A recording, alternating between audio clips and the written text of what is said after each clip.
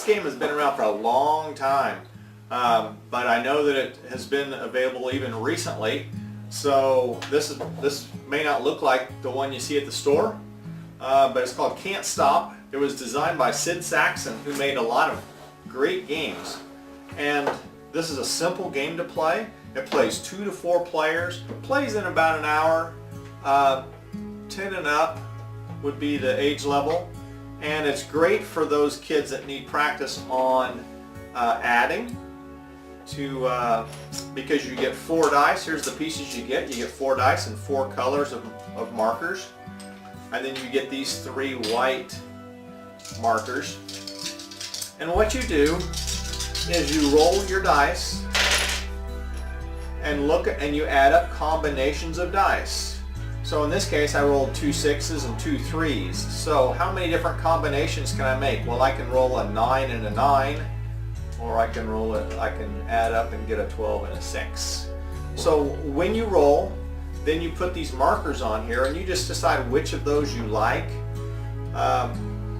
So you could put a marker down on 6 and 12, or you could put a marker on 9 and move it up a space. You'll see these columns here.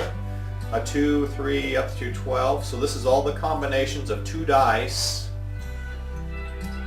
And whatever you roll, you keep rolling. You can keep rolling as long as you put a new white marker down or you move the marker, one of the white markers. So one of those 2 conditions allows you to keep playing, and you can stop at any time after you've rolled and you've moved your markers. And you can decide to quit. So at this point I could quit and put my marker down where the white marker is. I put my colored marker down, or I don't think I want to stop yet, so I keep rolling. And in this case I got a 2, a 3, a 4, and a 5. I got 4 different numbers, so I've got several combinations of dice I can look at. So I could add up and get a 6 and an 8. I could get a 9 and a 5, or I could get a 6 and a 7. Okay, let's just take the 6 and the 7. And you can keep going as long as you can put a marker down or you move a marker. So I could pull out now, or I can keep going. I have 2 5s, a 6, and a 4. So that's a 10 and a 10. I don't have a marker on the 10. I only get 3 choices, so I can't use that. A 9 and an 11. I do have one on 9. And those are my only 2 choices, so I can move the 9 and I can't do an 11.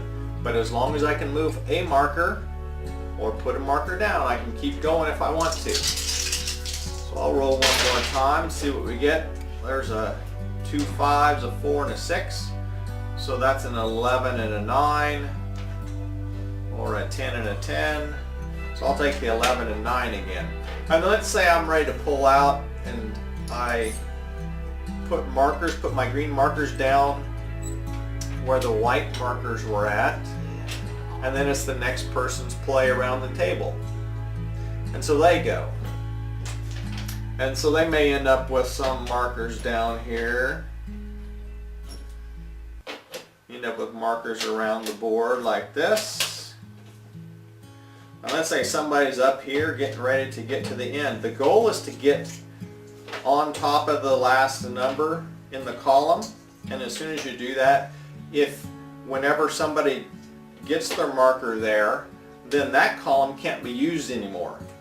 And so if you roll, in this case, a 9, you couldn't use the 9. So let's say it's coming back to green's turn and he rolls again. I got 2 1s and 2 5s, so I could do a 2 and a 10 or a 6 and a 6. Well, I like doing 6 and 6, but I've already got 1 6 down here. So my marker starts with the next space past where I've saved it before. And so if I have 2 6s, I'll go 6 and then move up 1. And so I'm up 2 spaces, and then I go again. 2, 3, 4, and 5. So I have a 7 and a 7, or a 5 and a 9, or a 6 and an 8. I'll just do 7 and 7, so I start the next space up, and then go up 2. Let's roll one more time. I've got 2 4s and 2 6s. So that's a 12 and an 8, or a 10 and a 10. Let's just do a 10 and a 10. So I don't have a green one on 10, so I'd start back at the first space and go up 2. And so eventually, and then I say, oh, I'll get out now. And so I move my markers up to where the white ones are at. And since I don't have a green one on this column, I'll put a green one on. And they just stack. That's okay to be in the same space as another player. And so eventually, some people will get to the end of the column. And so let's say that eventually blue gets up to the 9. Well, then green would come off the column. And so if I rolled, let's say a 5, 2 5s and 2 4s, I could not use the 9 column. So I would only have available the 8 and the 10. I could not do the 9 and the 9 to roll from this point.